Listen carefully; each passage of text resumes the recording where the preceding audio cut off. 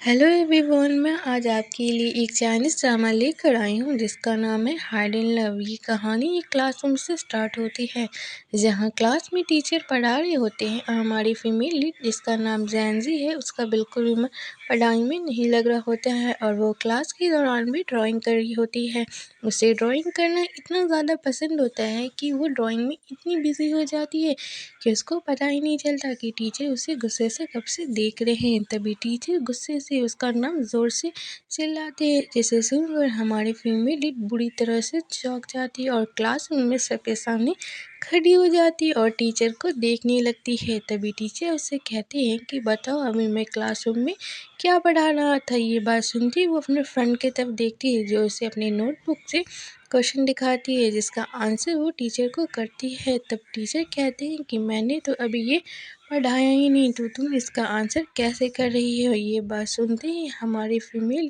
Teacher से पूछती है कि टीचर आप अभी क्या पढ़ा रहे थे। ये बात सुन के क्लास के सारे बच्चे उसके ऊपर ज़ोर ज़ोर से हंसने लगते हैं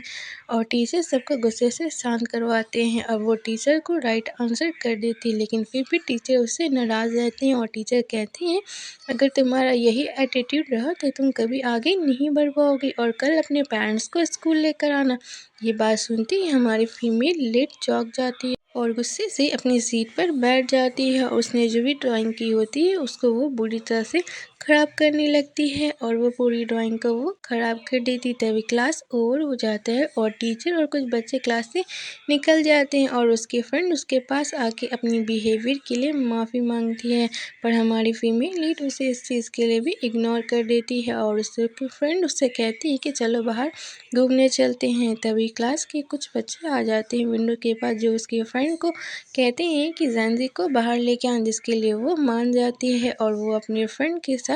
क्लासरूम से बाहर आने लगती है और वो अपने फ्रेंड को मना रही होती है कि चलो हम बाहर घूमने जाते हैं लेकिन जैनजी उसे मना कर देती है कि मुझे नहीं जाना है। तभी क्लास के कुछ बच्चे आते हैं जो उसे लेकर आने के लिए बोलते हैं पर फिर भी हमारी फीमेल लीड उसे साफ साफ मना कर देती है कि मैं कहीं नहीं जाऊंगी, तुम्हें जाना है तो तुम जाओ और अपने भाई को